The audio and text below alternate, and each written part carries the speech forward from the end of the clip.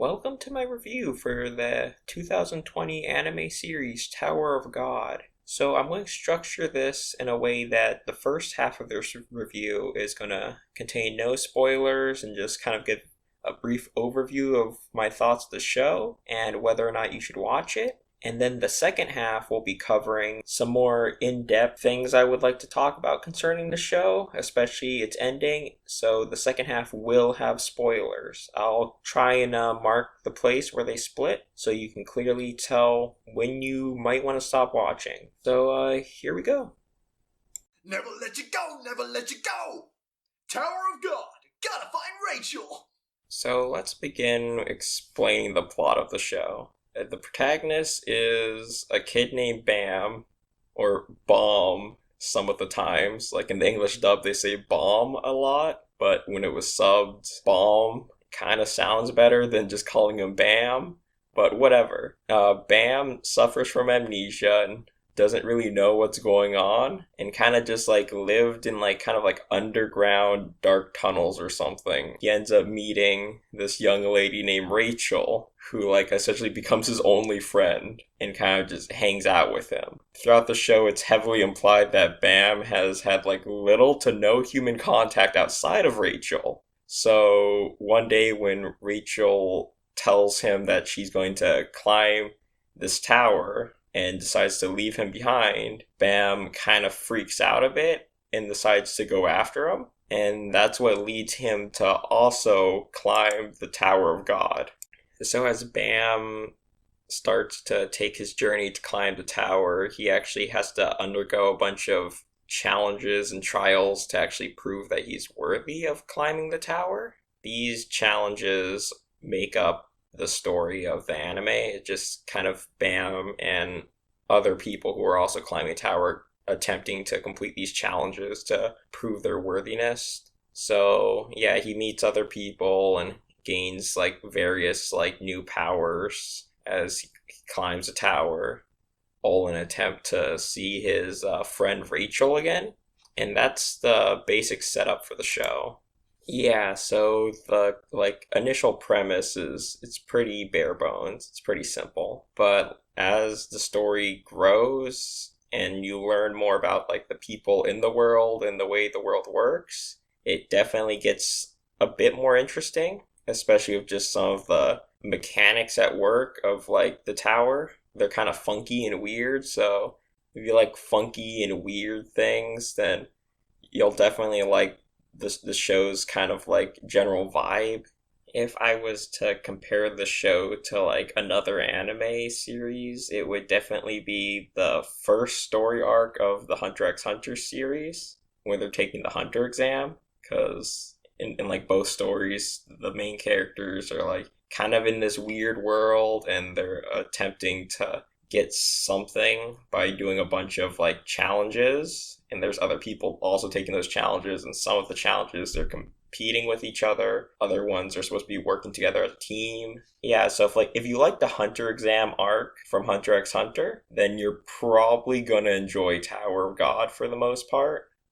On to the subject of the characters. The characters in this show are largely a grab bag of existing anime tropes and character archetypes. So if you're used to watching anime or you're used to storytelling in general, then a lot of these characters and their motivations are gonna feel somewhat familiar. You got your people on quest for revenge to try and make up for some past wrong or slight against them. Then you also have people who are striving to become more powerful or gain strength by fighting new enemies and taking on new battles, and they see the tower as the ultimate opportunity to get stronger. And then you have my favorite group of people, which are the people who are climbing the tower simply to make money or to get rewarded. They're in it for the money just like I am for this YouTube video, and I gotta respect that at the end of the day. The next thing I would like to talk about concerning Tower of God is the overall presentation of the show. If you've seen any of it, like I said, it kind of has a unique art style. Like, it really stands out compared to a lot of like popular AAA anime series. You're not gonna see no Kirito face here. Go watch Sword Art, by the way. Sword Art's fantastic. It's great. So, with the character designs, I've noticed that like the line work looks different from most big budget, like high profile shows that you'll see nowadays. It just looks slightly less artificial, I guess. I'm pretty big fan of the overall look of the show. I also think that does a great job with using a really diverse color palette. The real problem comes in the case of the actual like moment to moment like motion and animation itself. Some of it can come off a bit like stiff and wonky. Maybe that's a aesthetic thing that they were going for, maybe not. Like the music throughout the show, it's like top notch. It's really good. It's done by the same guy that worked on Shield Heroes music, and also the one where the people go down to the abyss. Something about the abyss. I don't know. There's a big hole in the ground. It's kind of ironic. Big hole in the ground, go deeper. This show, big tower, go higher.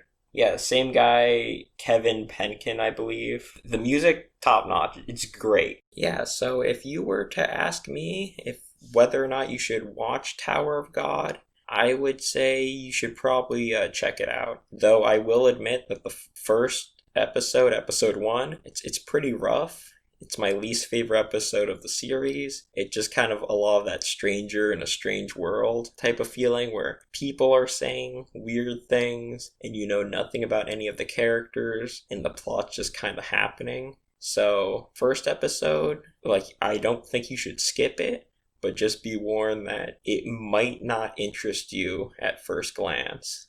But, from that point on, once you start getting introduced to the world and the characters, like, it gets good. So this is the second half of the video, where I will be discussing a few more detailed aspects of the show that would be considered kind of spoilery. So I'm going to give you a few seconds to click off the video, and maybe before you do that, leave a like. That'd be pretty cool.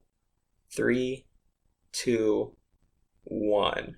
I would like to say that the show largely feels like a big prologue to a bigger story, and I feel like it ends really strong. I personally really enjoyed the last episode and what it did. It kind of went over the series up until that point from Rachel's perspective, which I always love perspective shifts in stories where you get to see how someone else saw an event happen or like what their thoughts on an event were. So that was fantastic. I also personally don't feel like Rachel did anything wrong. Like, I mean, it is kind of mean to do that to Bam, but I feel like Bam would be okay with it. He really liked Rachel. He really wanted to help out Rachel so she could see those stars, and he did in his own special way. And I really like Rachel's wheelchair strat of pretending to need a wheelchair. That was pretty hype. She was just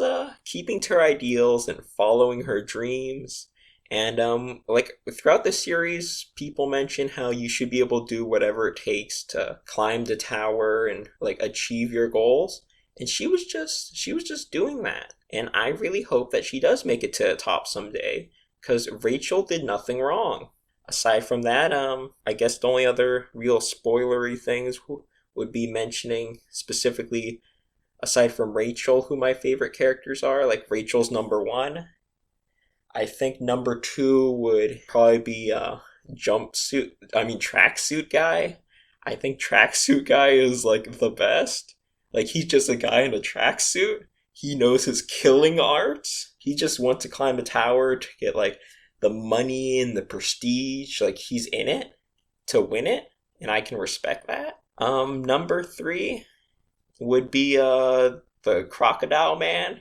The big dinosaur dude, he has a spear. I'm pretty sure his name is Rock. I really like his English dub voice. I think his like Japanese voice is fine too, but he has probably my favorite voice from the English dub, which like the English dub features Johnny Young Bosch, who is doing Bam.